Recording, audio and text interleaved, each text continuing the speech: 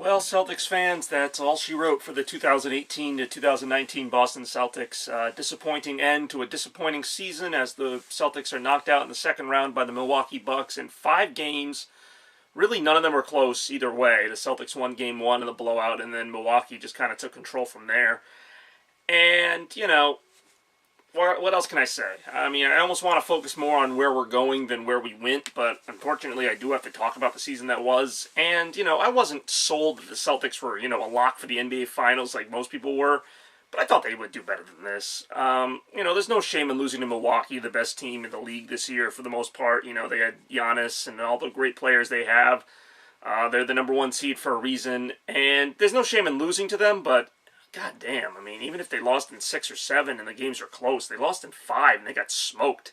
It reminded me of when they went to the Eastern Conference Finals a few years ago with Isaiah and they got smoked by Cleveland. Actually, they didn't even have Isaiah, so that team really had no chance against LeBron James and the Cleveland Cavaliers. And that's kind of what this felt like, even though supposedly, they were over the hump and they got rid of Cleveland and now, it was the Celtics' turn to shine. Well, now you got Milwaukee, you have Philadelphia, you have Toronto, who I all think are better teams than the Celtics. I mean, even the Pacers, even though they didn't have, their big players this year, probably could have been better than the Celtics at some point. But, the Celtics, only have themselves to blame. They blew a lot of games this season against teams they should have beaten. I mean, there's no reason why they couldn't have gotten 5 or 6 more wins, and maybe that gets them into the 3 seed or even the 2 seed, and then, they still have to play Milwaukee, but maybe not till later. I don't know if home court would have really mattered. Just the way this team was all year. They showed you flashes. They could beat the Rockets. They blew out the Warriors in Oakland this year. They swept the Indiana, and then they destroyed Milwaukee in Milwaukee for game 1. And you're thinking, this is a really good team. And then, once again, just bad defense and just really just a lack of heart, which is really sad to say. Watching that game 5 last night, and I gave up in the third quarter. They were down by 15. I'm like, most teams could come back from this, but not the Celtics. They just don't have it. And I don't know if that's something to do with the expectations being higher or whatever it is. It just seems like when this team was expected not to do much, they did a lot more than they were expected to do. And this was the first year really in a while where I say, really? That's it? And I've loved the Celtics team. As you guys know, the past 4 or 5 years I've been raving about, no matter where they are in the standings, saying how gritty they are and how much they're trying and how great Stevens is as a coach. And, I still like the team and I'm still, curious to see what they do, but, I mean, this was a big letdown the whole season. But I can't even blame Kyrie Irving. I know everyone wants to kind of jump on him, why didn't he do more, whatever, but to me, it's Gordon Hayward. And I know he broke his ankle last year. I know he's been out for over a year. But, I mean, he came back this year, and he just never looked right, And I know you got to ease into it with the injury and everything. But, I mean, he was a bench player most of the year. He had a couple, 27-point games where you'd go, okay, he's back. And then the next game, he'd score 4 points and be useless. And it's not even the points. It's just his just overall play just looks lackadaisical compared to the player we thought we were getting. Al Horford, you get pretty much what you expect out of him. He's a solid player, gives you 13 points a night and good rebounding, good defense. I mean, really, I think all the players in the Celtics fill a role that it makes them who they are. Marcus Smart, and maybe not having him for most of the series hurt. I don't know. They just look so bad. I can't even make an excuse.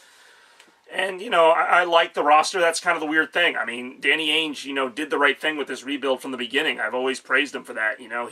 He hit big on Isaiah Thomas. Nobody expected that Thomas would be as good of a player as he was with the Celtics. He traded them at exactly the right time to get Kyrie Irving. He brought in Gordon Hayward, Al Horford. He got, he drafted well with Tatum and Brown, although I guess it's still kind of early to tell with them. But I still think Tatum and Brown are going to be good players. I know Tatum didn't have a good series against Milwaukee, but who did? And, I don't know. It's on one hand, I want to blow up the team. It's everybody's thing when the team loses. Blow up the team, get rid of everybody. But, I mean, is that really the answer? And who else do you get?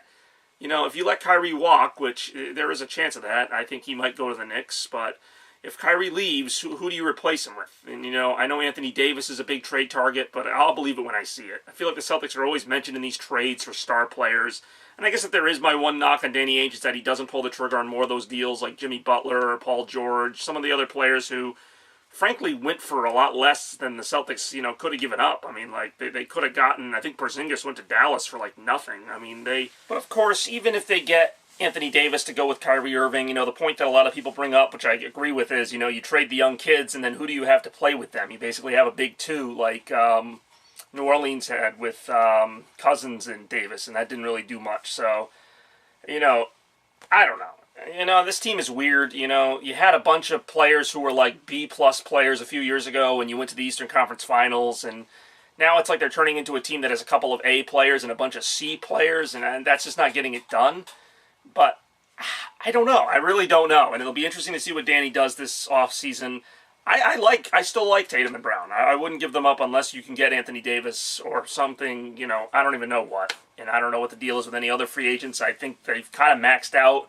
I guess in some ways it was a little short-sighted giving Hayward and Horford so much money. I know you had to do it, but you kind of, you already have 3 max contract guys. If Irving walks, I think I read somewhere their numbers under the cap still aren't that great. So, if you're going to bring someone big in, it's going to have to be through a trade or something. And I don't know, other than Anthony Davis, who's really available and who the Celtics would go for.